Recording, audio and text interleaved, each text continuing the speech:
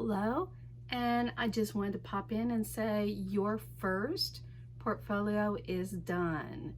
So what I signed was your portfolio first, all done.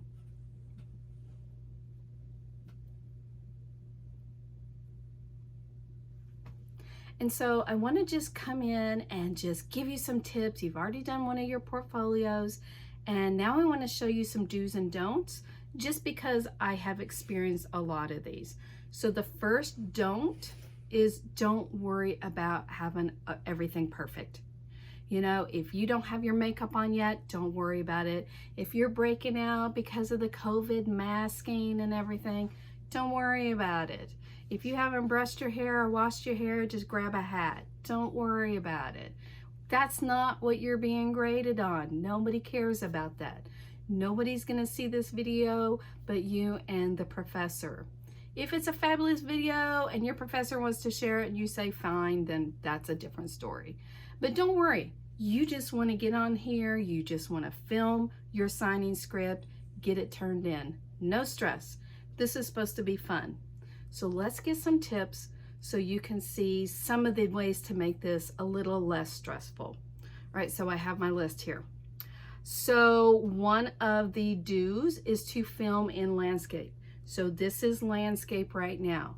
Now let me come back and I'll show you what it looks like in portfolio and why we don't film in portfolio. So I'll be right back. Okay, here we are in portfolio. And you can see that my background screen is not in frame. Not a real big deal if you're just doing a signing script, but a little bit annoying. It's kind of wasted space above there. Most importantly is that you don't have enough space around you to be able to see what your hands are doing. If you're signing something out here, the teacher's not going to be able to see your hands. That professor cannot give you credit for those signs if they can't see them. Do not sign in portfolio. All right, I'm gonna go back into landscape. Be right back. All right, here we're back. We're back into our landscape mode. If I were to sign, you would be able to see my hands. If I was doing some type of signing that's going to involve further down, I'm going to need to adjust. So you're gonna have to look and you're gonna have to see, do I need to be further back? Do I need to be showing more? Make sure that your hands are in the frame, that your professor can see all of your signs. So that's important. So I'm going to sign, my name is, and I'm just going to use just a random name. I'm just going to say Bob.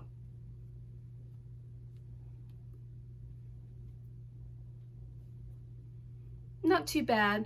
Normally name is going to be further down. I'm kind of signing a little bit high so it's in the frame, but if I were signing with somebody in person, it would be a little bit further down. So you might have to adjust a little bit and your professor will understand it if you need to do that. You want to have what's called Goldilocks lighting. Doesn't have to be beautiful lighting. This lighting is fine. I did not set up any of my backlighting to get rid of some of these shadows. Not a big deal because the whole point is that the professor can see you signing. You can see me well enough that you could understand what I'm signing. Right? And so let me give you an example of something that is too light. Okay, so what we have here is obviously an insane amount of light, way more light than we need. And it's going to be difficult to tell what the signs are. You can hardly see my face, so you're going to barely be able to see any signs, anything what the hands are doing. Don't use too much light.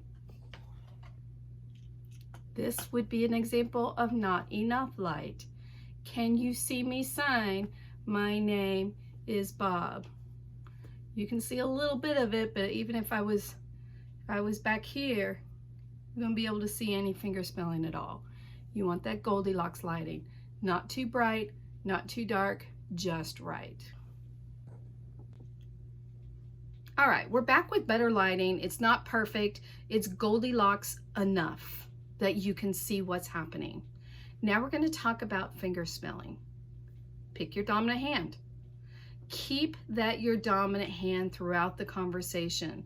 There will be occasions where you can break the rule and use your other hand as the dominant part of the sign, but in general, you want to pick your dominant hand and stick with it. My signing dominant hand is my right hand. I'm right-handed, and my dominant signing hand is right.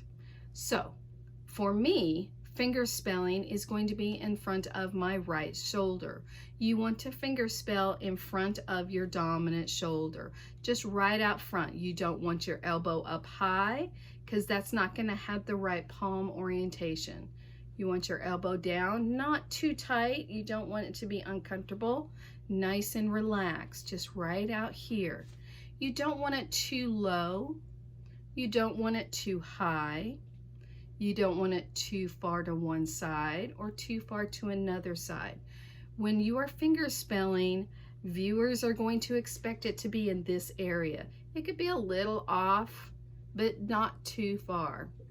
Some signers, even veteran signers, will hold their palm, their wrist right here to keep their hand stationary. That's extremely important when you're fingerspelling, that you keep that hand stationary.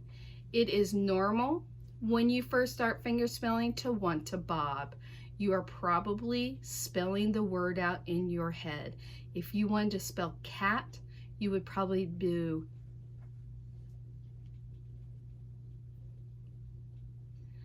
break yourself of that habit early. Don't want to bob either. Now, I'm exaggerating that, but you want to watch yourself, watch your recordings. Don't worry about if your hair is brushed or not. Just put a hat on. Don't worry about it. Worry about if your hand is bobbing. You want to do C-A-T. If you need to hold that hand still, C-A-T. Keep that hand still. Keep that fingerspelling smooth. While you're fingerspelling, it is okay to mouth the word. You don't want to mouth the individual letters. So if you're spelling cat, you don't want to say C-A-T, okay? You could say cat. And it actually will help you fingerspell smoother and quicker if you sound it out as you're doing it, especially long words. Let's try education.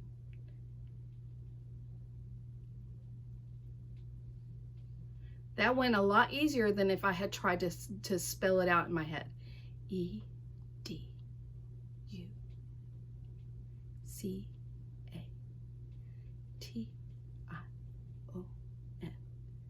See the difference? So, mouthing the word, do. Mouthing the individual letters, don't do.